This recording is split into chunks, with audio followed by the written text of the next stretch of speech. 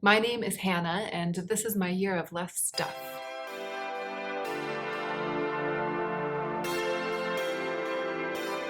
Hey y'all, it's time for my monthly check-in. So this is the video in which I'll be telling you how things went in the month of July.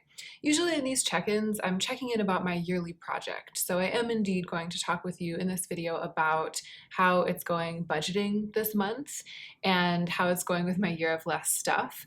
I'm going to do that in the second part of the video. In the first part of the video, I'm going to do what I always do and just check in about things in general, my life, my channel. My life has been relatively dynamic lately because the pandemic has forced dramatic change. So I'm going to be talking about that a little bit and then getting into the year of less stuff and the budget, etc. If this is your first time to my channel, welcome. I'm Hannah. I'm so glad you're here. I have a troubled history with overspending on beautiful things, but I still believe that beautiful things can add value to a life. So on my channel, I'm here reckoning with the balance between those two things. I want to appreciate and celebrate beauty, but I don't want to normalize overspending. So if that kind of balanced content sounds good to you, I hope you'll subscribe to my channel. And let's go ahead and get into the meat of this video. So first up, checking in about general life stuff. I have talked in every check-in video since the beginning of the pandemic and in some other videos besides about the fact that this has been a really, really long moment of change. And that's one of the things that's been awkward and stressful about it. So I'm not adverse to change. I actually really love change. It's something that excites me. I'm not a person who's like more comfortable when everything stays the same. I actually really like it when there's some upheaval or some new thing on the horizon. And I've moved a number of times over the past decade. I've lived in different states. I've lived in different places. Moving can be laborious, but I also love aspects of it. So it's not that change in general has been upsetting, but this kind of limbo where changes are coming, but the decisions are taking a really long time to make, and there's a lot of trial and error in terms of thinking through the decisions, a lot of getting your hopes up about one thing working out and then it doesn't work out and you have to go with plan B, and then that same thing happens and you have to go with plan C, and that goes on, and so you know that you're going to change your situation, but you don't know what's going to be next.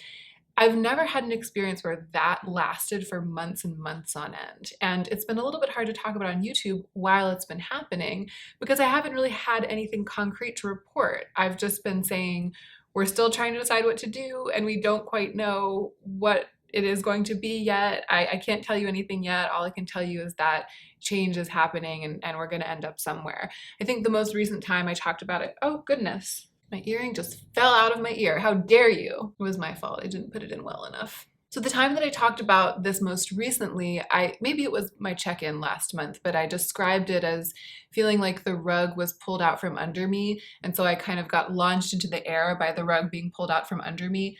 But then the fall was taking a really long time. So I feel like it's been months and months of just falling and that sense that like we're gonna hit the ground eventually, not quite sure how it's gonna feel. Maybe it'll be okay, maybe it won't be okay. I'm not sure if anything's gonna break, but I'm just waiting to hit the ground, right? And that's been the best that I could do in terms of checking in about this with you. And the good news for this check-in is that we have finally decided what we're going to do. We know where we're going. We are moving. So for those of you who aren't really updated or if you haven't really watched every check-in, what happened was that Joe and I had to put our business on pause. And our business, which was a small business making and selling Tango clothing, that business was paying for our lives. And so the apartment that we're living in, we really shouldn't continue to live here. We really cannot sustainably continue to live here without the business. We do have other resources. I have my YouTube channel. We're working on figuring out how we're going to continue to live our lives, like how we're going to live our lives sustainably without the business. We can do that. We're going to be fine, but we can't do it in this apartment. This apartment only made sense when we had the business. So it's been a process of coming around to realizing that, also doing all of the labor of putting the business on pause, closing down the workshop, packing everything up. And now we have to move out of this apartment. And so we've been trying to figure out where we're going to go. So the good news for July is that we do know where we're going to go. I'm not going to tell you about it yet because it's actually really interesting and unusual in its own way what we've decided to do. And I will either be telling you about it in my check-in next month, or once we've moved, which is going to happen sometime in the middle of August, I'll do a dedicated video just to let you guys know and to kind of talk it through with you, and hear what you have to say, because I'm kind of excited. Now that we've finally decided what we're going to do, I'm able to focus on all that's good and all that's great about it and to be excited about it. The bad news about July, the thing that was really hard, was that in the process of leading up to the decision, not the process of leading up, grammar, leading up to the decision, there were hard times. This falling, this having the rug pulled out from under and falling, I feel like at the very beginning, I mean, you guys saw me at the very beginning when things started really changing because of the pandemic.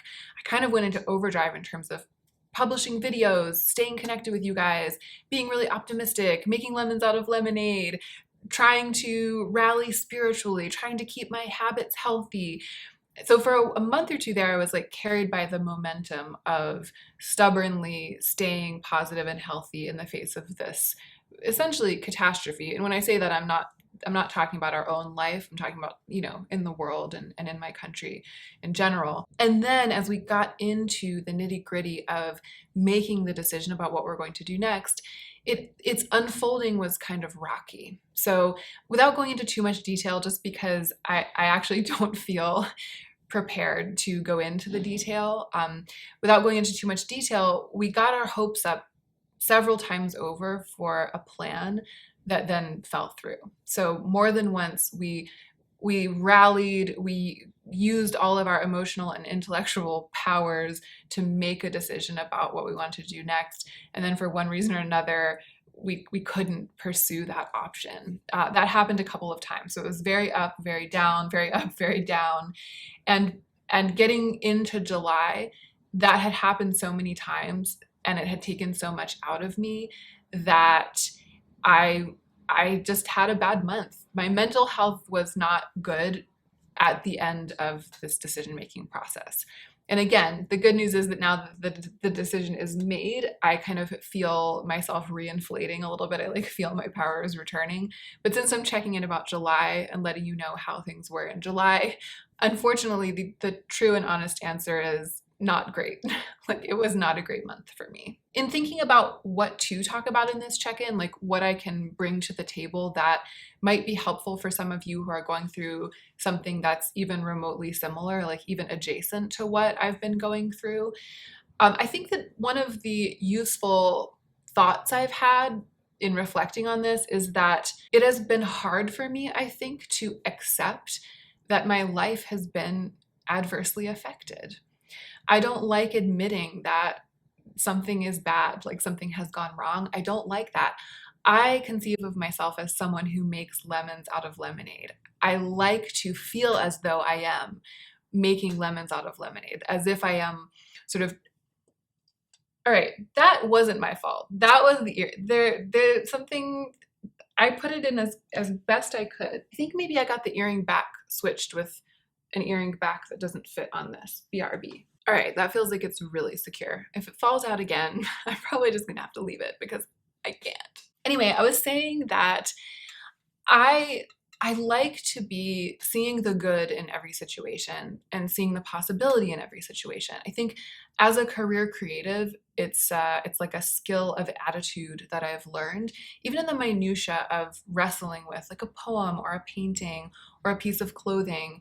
When it doesn't go the way you're expecting it to go, a lot of times there's a reason for it to be going the way that it is going. And if you will follow it, if you will allow yourself to be led, to kind of lead and be led, follow and be followed down the path of your own decision making as a creative person, that's when things really bloom. That's when things really happen.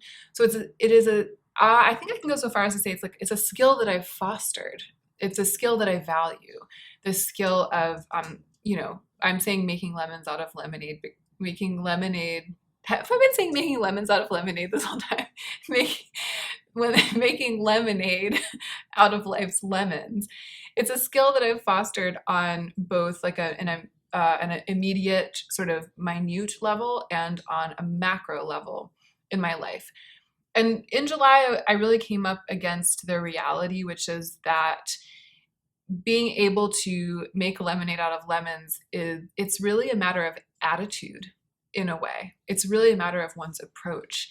And I think that getting my hopes up over and over again for a plan and then having those hopes dashed over and over again over the months leading up to July really chipped away at my ability to have a good attitude. And in turn, that chipped away at my ability to feel as though I'm a person who's making lemonade out of lemons. So it's not just an issue of being able to see the good or being able to readjust, to pivot, and to go down a path you weren't expecting to go down. It's also a matter of the fact that I conceive of myself as a person who is that way. I conceive of myself as being fluid and optimistic and resourceful and making lemonade out of lemons all over the place. In short, it's part of my identity.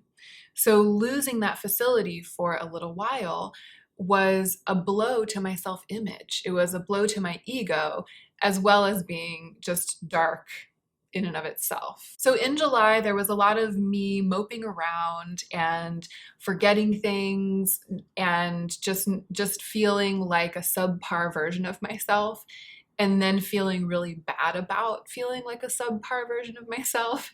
And to be frank, there was a lot of me going to Joe and being like, I'm so sorry that I'm a subpar version of myself. And then he, being the person that he is, would be like, the important thing is looking to the future and keeping on moving forward. And then I would like get mad that he wasn't saying, it's okay that you're a subpar version of yourself. It's totally okay to be a subpar version of yourself. So then I would be like mad at myself and mad at Joe and feeling bad and being like sad and mad and angry all around. Like that's basically how the month went down. It's like I want other people, and I especially want the person who's right here in my apartment with me in my life to be telling me that it's okay to be a mess, even though I don't feel like it's okay to be a mess, even though at the same time we all understand why everyone's a mess. And, you know, Joe understands and you all understand, and my friends and family, and even I understand. Like, who could possibly be expected to not be a mess right now? Like in the world, it's everything, it's messy. But in my little moment, in my little myopic place of like looking at myself, there were so many times in the month of July when I felt like a mess and felt like it wasn't okay and felt like it wasn't okay to be a mess in the eyes of others, and went looking for reassurance and wasn't able to get the reassurance that I wanted because it's not really there to be had. Like the only thing that I can really do is to accept myself, right? It doesn't come from another person. That kind of help. It has to come from me just being like, this is my life now. This is the reality of the way that my brain is handling this situation, and to do what I can do, what I need to do to continue to love myself through it.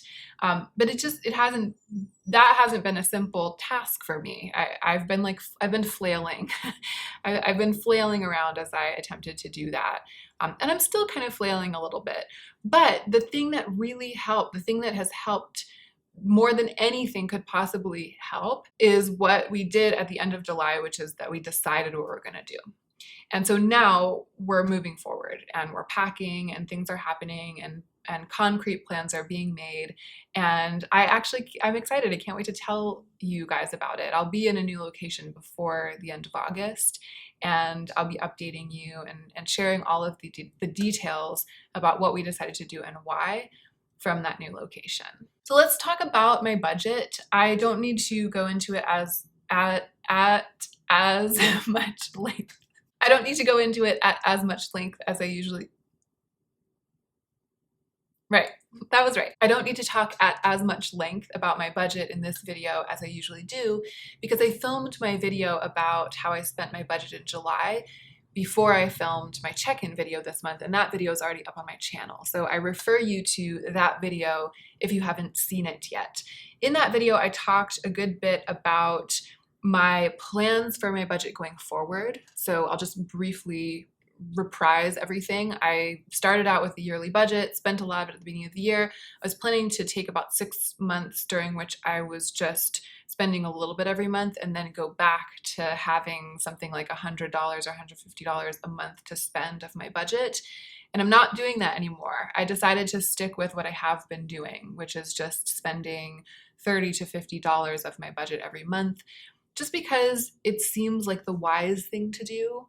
Quite apart from the question of my yearly budget, of how much I set aside and how much I'm comfortable spending and all of this, it's almost like I'm detouring from that as being the main deciding factor about how much I spend every month. And I'm just going with my gut. I'm going with like intuitively what feels okay. And I would be wary of that if my gut was telling me to spend more. But because my gut is telling me that maybe I should spend a little less than I was planning to spend roughly each month, and that maybe I should really aim to come in under budget for the entire year because of all the ways in which my life has changed and the world has changed. I feel like my gut is smart and I'm just going with my gut. So I'm going to keep doing what I've been doing. No big ticket items, maybe 1 or 2 things a month, trying not to have any one of those things be much more than $30-ish. And, maybe as we get later in the year and as we get settled into our new location and everything settles and like the larger budgets, like, our household finances kind of settle and I see the situation, maybe then I'll loosen the strings a little bit, loosen the corset. Like what I was thinking of a corset, like loosen the corset strings. And then I was like, loosen the apron strings, but doesn't that mean something else? It may be that I will loosen up later in the year when things are settled and feel more stable, because everything has just been in question for so long. And when things get more stable and I look at my budget, it might be that there will be a month before the end of the year where I buy like $100 sweater for myself or something. I could see that happening. I'm not going to push the envelope with my budget. I'm not going to like look at how much I have left and then just like spend up to the limit every month. It would be nice if I didn't end up spending up to the limit for the entire year. At least that's how I'm feeling right now. So I talked about that in the video about how I spent my budget in July. And then I did touch briefly on another thing, and I want to expound on that in this video. So I talked about the fact that I only bought these 2 makeup items in July, and they both felt like relatively casual purchases. And I felt confident making those casual purchases instead of making really intense, carefully crafted decisions, because I didn't feel tempted to buy stuff. And that's because I was having such a challenging month emotionally. I said in that video that I felt like I had kind of lost my appetite for buying things, for wanting things, for makeup, for beautiful things. And I didn't say this in that video, but full disclosure, I kind of lost my appetite in every sense of the word. And that's something that has never happened to me. I'm talking about like my appetite for eating food. I am not a person who ever sort of loses passion for food. Like that's never happened to me. I have never lost my appetite for a protracted period of time. I love eating food. I love preparing and eating food and getting excited about it. It's one of the things that sort of lights up my life. I'm a food person. I love to eat. I know that lots of people are that way and a lot of people aren't that way. I'm just a person who is. I love to eat way more than a lot of people that I actually happen to know in my actual life. And in July, I lost my appetite. I kind of had to make myself eat for a long time. And it's starting to kind of come back. I think it's returning along with my my sense of forward momentum and stability as my mental health stabilizes along with the stabilization of our plans. I have found myself getting like hungry again at normal times of day. But I think that I'm just bringing it up because I feel like it helps to shed light on what I was even talking about in that video when I said that I had lost my appetite for buying beautiful things, because that's also something that I've never lost my appetite for before. So it really was a mental health thing. And your comments, I feel really lucky that I decided to film and post that video about what I bought in July before I sat down to make the notes for this video, because there were some really lovely comments in response to that sentence in the video in which I talked about having been kind of dampened by the month and seeing the effects of that on my habit, my spending habit, which is usually something that I have to control carefully, or at the very least something that I have to keep an eye on.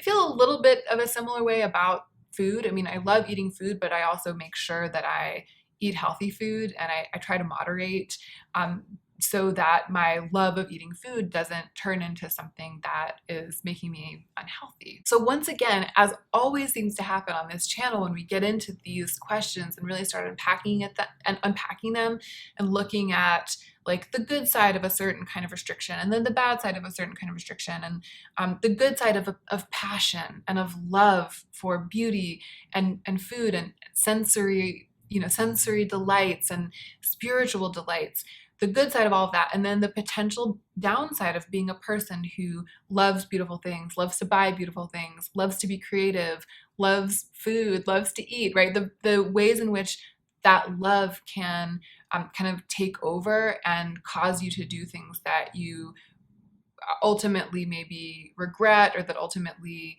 hamstring you in your life goals, right? We're always looking at these good sides and bad sides of our characters, our impulses, our habits.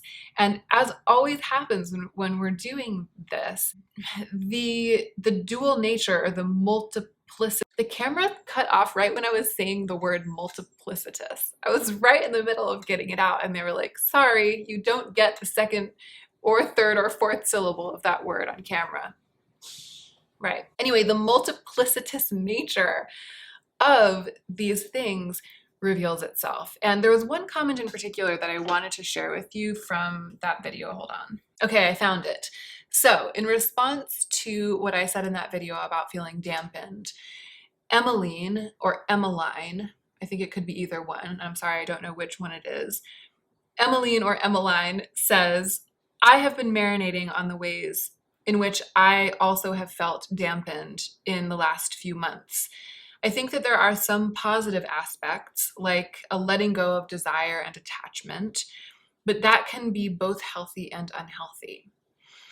It feels good to be a little bit less attached to my work and more invested in relationships, but sometimes this detachment veers into too deep of an apathy, and that makes it difficult to do anything. And then she says, I'm looking forward to hearing you touch on this in your check-in. Here we are. You didn't even know how much I would be touching on this specifically. But I feel like that really says it all. It is so, for some reason, it's hard for us in our modern world, in our modern way of thinking about things, to admit that a thing can be both unhealthy and healthy.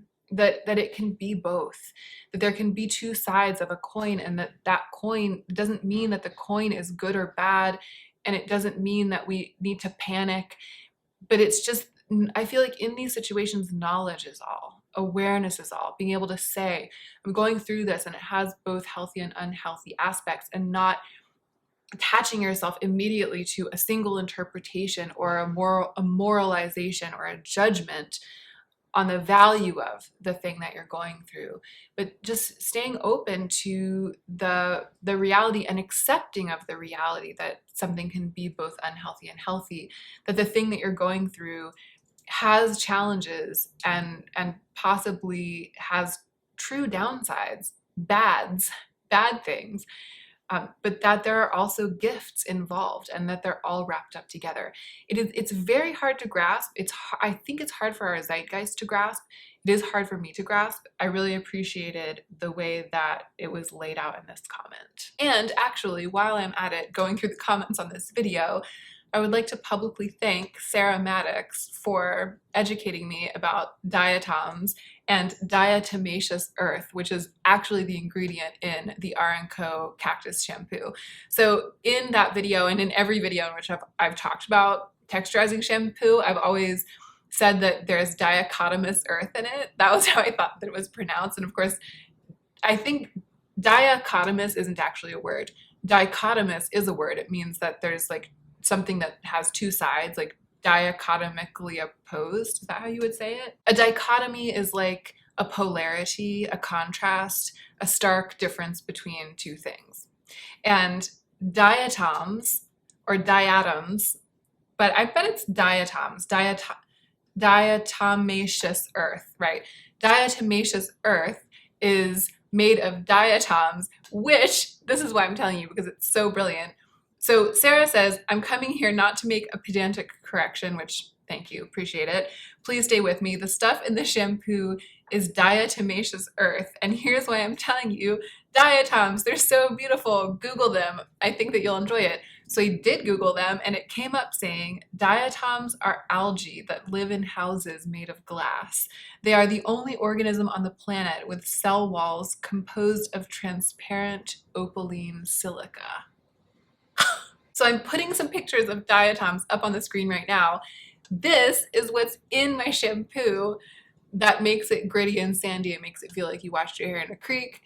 I live. I did know about diatomaceous earth before.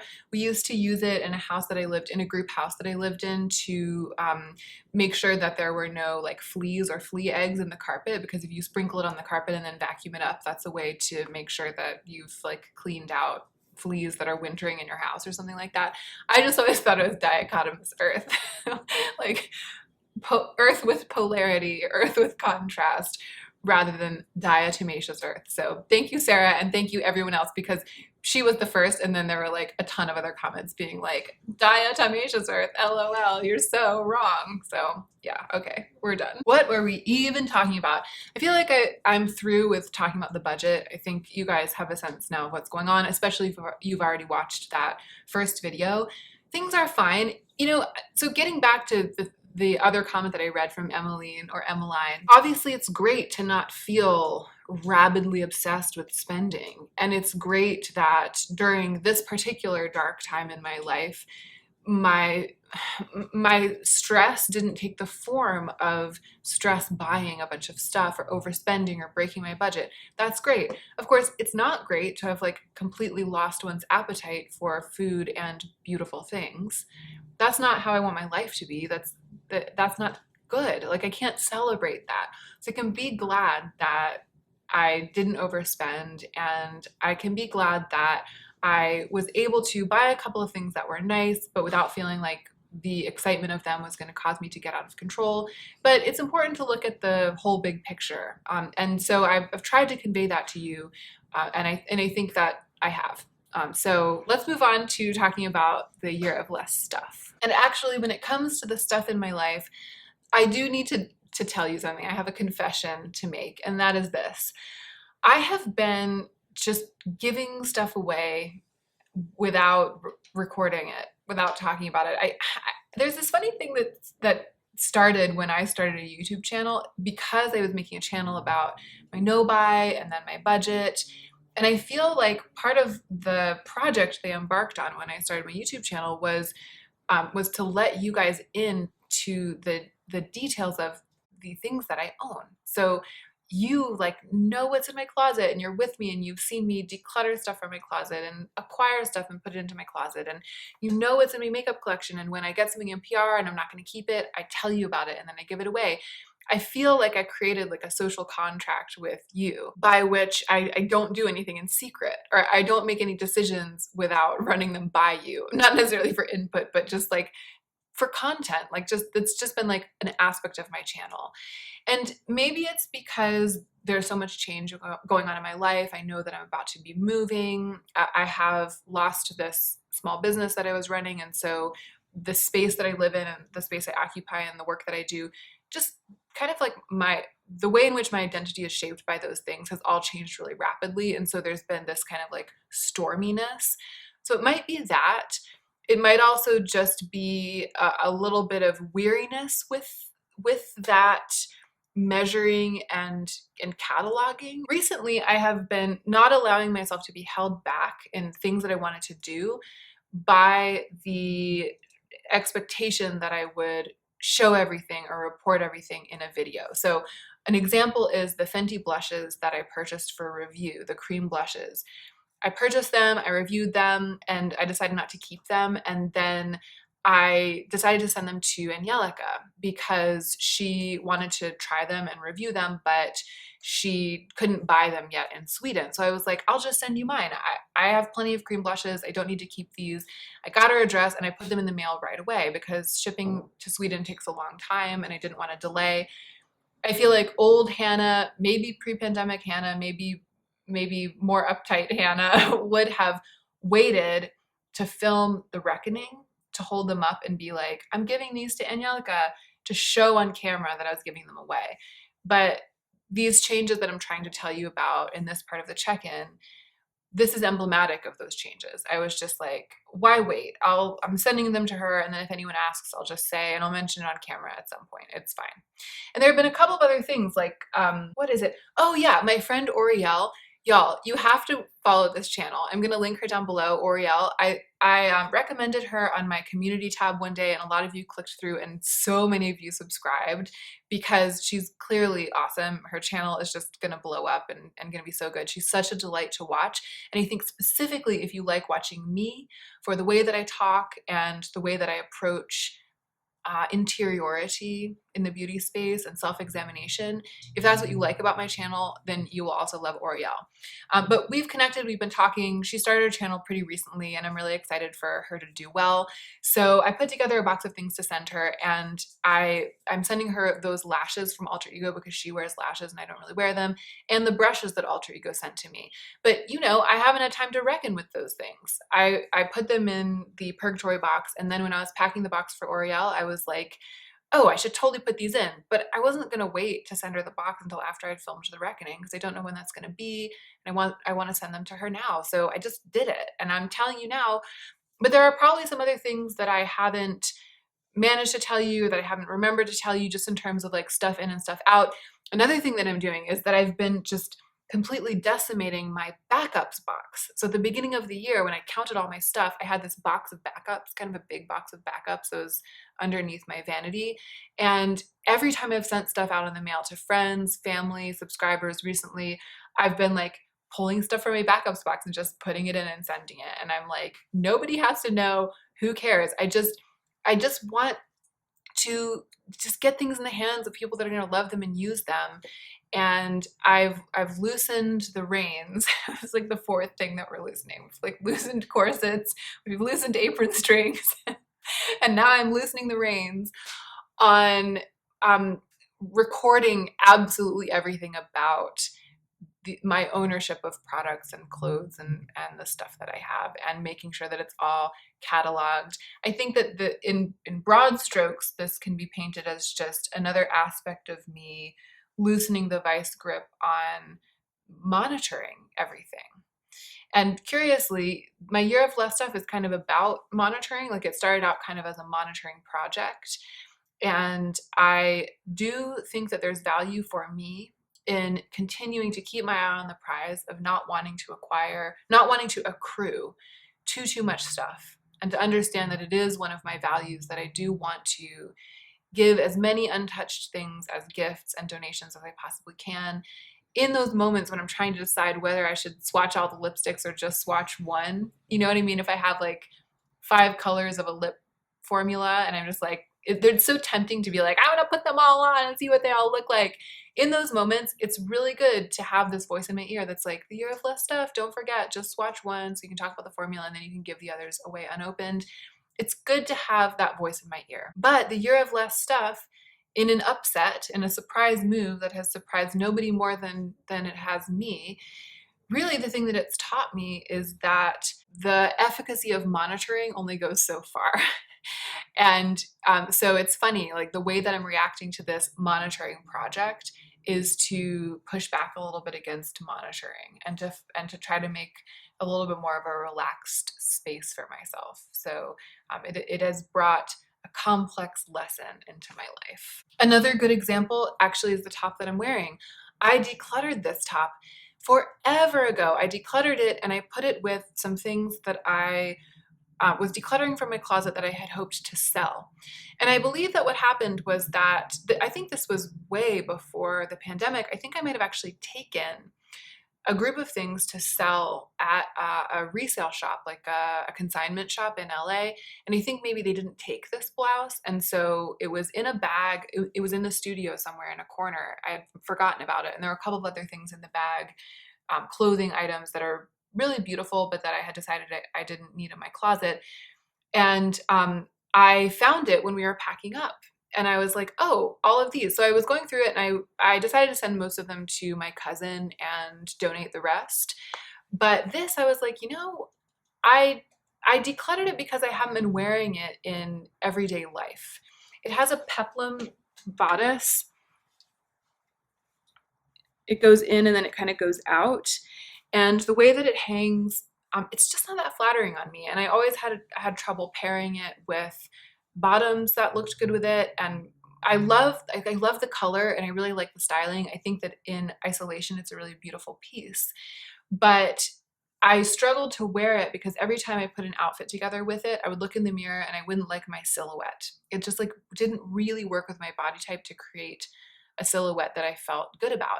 And that was why I made the difficult decision to part with it, because it is very beautiful. And it was a birthday gift from Joe some years ago. So it does have sentimental value as well.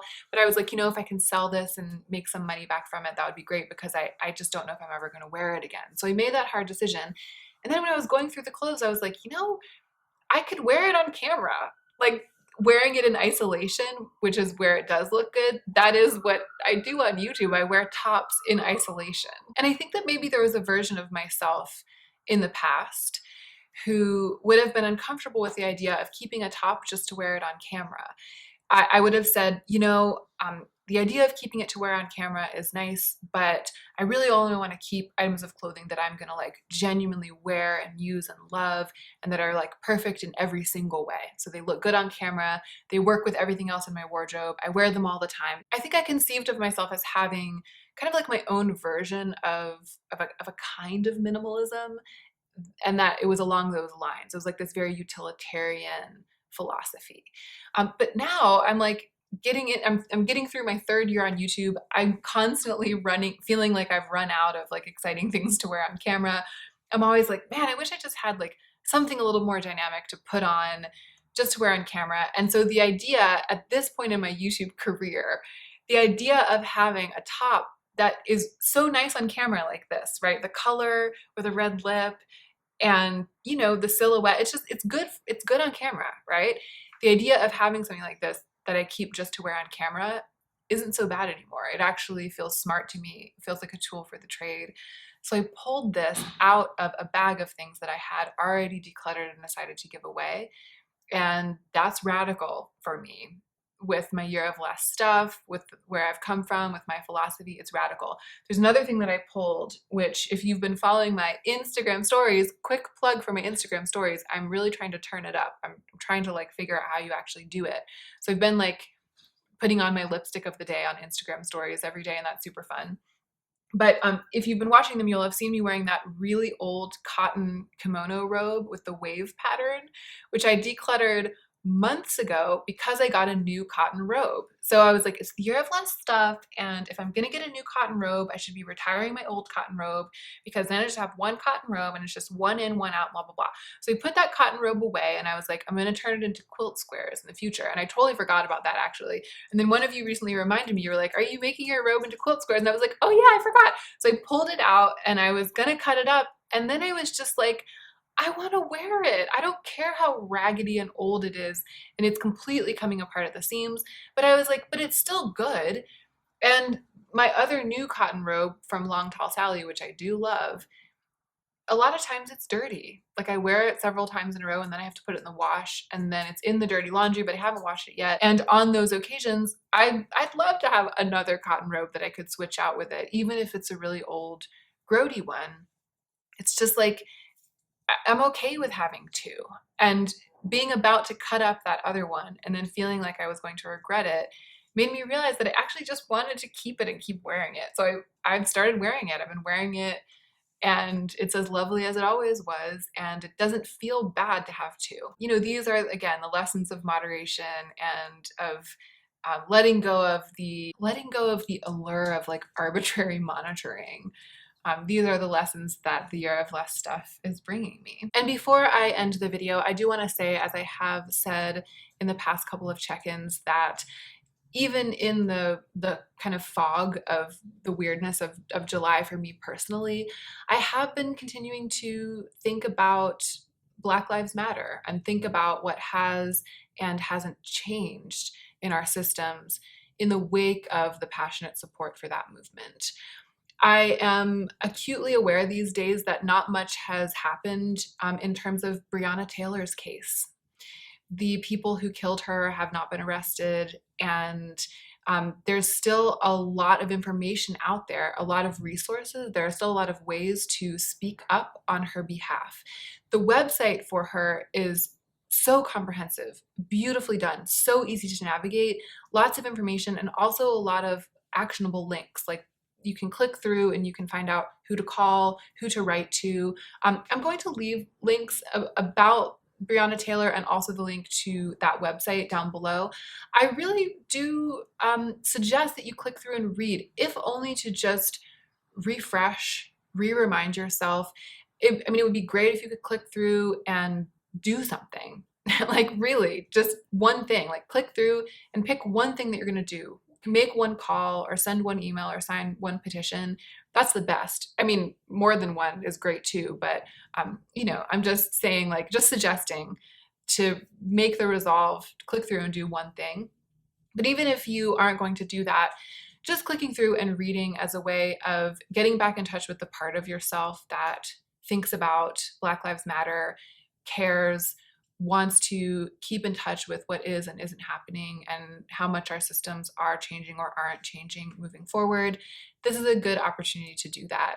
A monthly reminder that Black lives have mattered, matter, will continue to matter, and are still under siege, and that there is still work to be done. And that reminds me that I haven't actually announced on camera yet that I was able to complete the project of auctioning off the Black Lives Matter banner that I made and donating the proceeds to BEAM. BEAM is the Black Emotional and Mental Health Collective.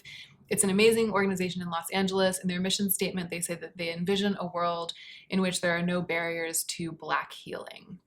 And a lot of you bid on the banner on eBay, and that was really amazing. It got up to over $800, and a truly beautiful and wonderful person ended up winning the auction, buying the banner, and I rounded up to $1,000. I think it was something like, it was $860 or something that it ended up being auctioned off for, but I donated a full $1,000 to BEAM. And I wanted to actually thank my Patreon patrons because, I mean, first of all, you're wonderful and thank you so much for being patrons.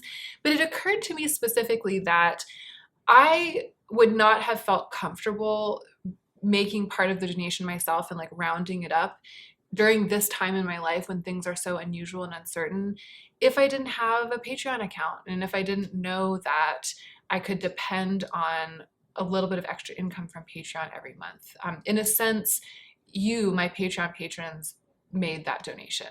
It was like that money, like that money went to that donation that I made. So thank you so much. Like, all of you are part of that. I can even say the same thing about the fact that I basically took 4 or 5 days off of filming back when I made that banner. I just stopped everything in my life and I devoted days of my labor to creating the Black Lives Matter banner that I then auctioned off. And I wouldn't have felt comfortable doing that either if I didn't have Patreon patrons, because the Patreon income is stable, whereas the YouTube income fluctuates and is totally unreliable. And so I would have felt like I needed to keep making sure that I was filming and editing and putting out the kinds of content that keep keeps AdSense stable during that time. But because of Patreon, I was like, this is what I'm led to do. This is what I feel like doing. This is the right thing to be doing right now. And I know that I'm not going to be like endangering my financial stability by doing it. So thank you all for your contribution in any way to that project. It was really is exciting to have been able to donate that money. And I'll leave the link to Beam down below as well if you want to check them out. And that is it. That is it for my check-in this month. Big changes coming down the pipeline. August is going to be a month of drama, not like drama, but dramatic transformation in many ways. And I will keep you updated on the details of that as they unfold. Thank you so much for being here. Thank you for watching my channel and supporting me in whatever way you choose to support me. Don't forget to support yourself as well by taking extra good care of yourself, because that is what will make you the most effective version of yourself as you do your work in the world.